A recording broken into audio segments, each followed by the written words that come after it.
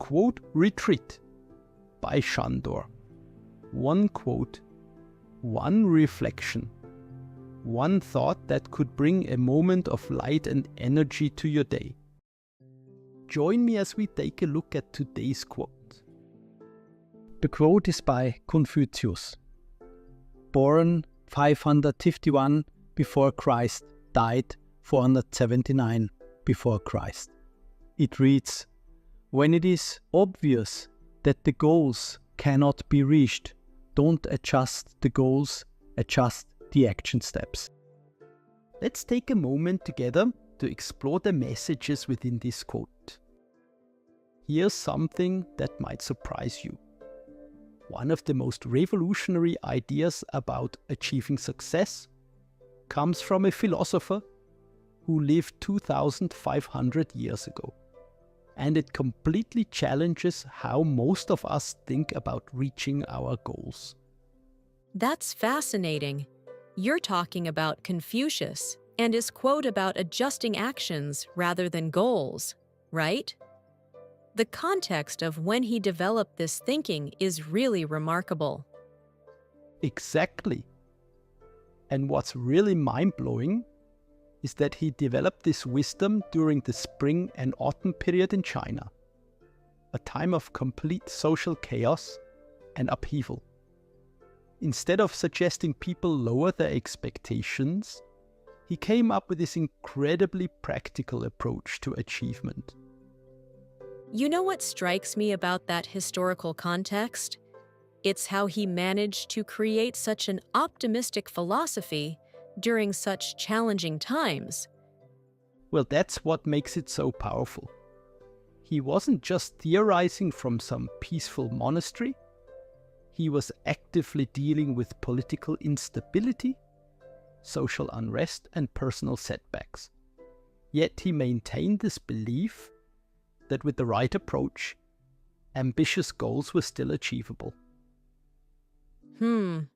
That makes me think about how this applies to modern challenges. Could you give a concrete example of how this philosophy works in practice? So here's a perfect example. When I was learning to play classical guitar, I set this seemingly impossible goal of mastering Bach's Chaconne. My first approach was totally wrong, practicing for hours straight, trying to tackle the whole piece at once. I was getting nowhere and developing terrible tension in my hands. Oh, wow. So how did you apply Confucius's principle to that situation? Well, instead of giving up or choosing an easier piece, I completely restructured my approach. I broke it down into tiny sections, sometimes just 2 or 3 measures.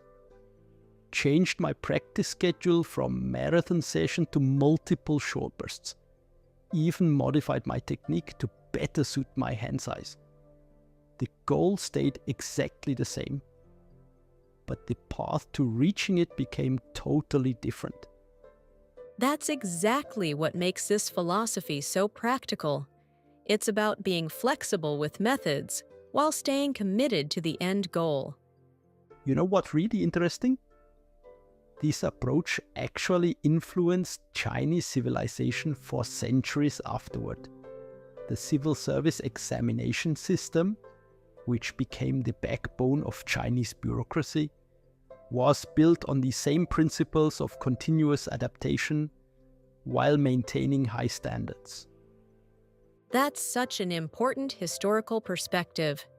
It shows how these ideas have been tested across centuries of human experience.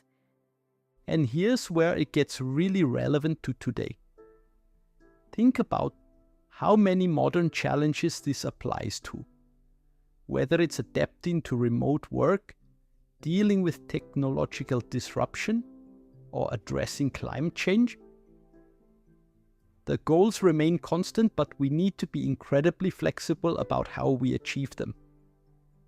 Well, that's particularly relevant when we consider how rapidly our world is changing right now. Exactly. And what's fascinating is how this ancient wisdom actually aligns with modern psychology and goal-setting theory. research shows that this kind of flexible persistence, staying committed to the goal while being flexible about the method, is one of the best predictors of long-term success. That makes me think about how many people might be giving up on important goals simply because their first approach didn't work. Right? And that's where the real power of this philosophy comes in. It's not just about persistence, it's about intelligent persistence. It's saying that setbacks aren't failures, they're just data points telling you to adjust your approach. So in essence, it's combining optimism with pragmatism in a really powerful way. Precisely. And what's particularly relevant for our current moment is how this approach helps us deal with uncertainty. When the world is changing rapidly, having fixed methods is actually a liability. What we need is this combination of unwavering goals and flexible methods. That's such a powerful insight for navigating today's challenges. And here's what I think is the most important takeaway. This philosophy gives us permission to experiment, to fail, to adjust, all while keeping our eyes on the ultimate prize.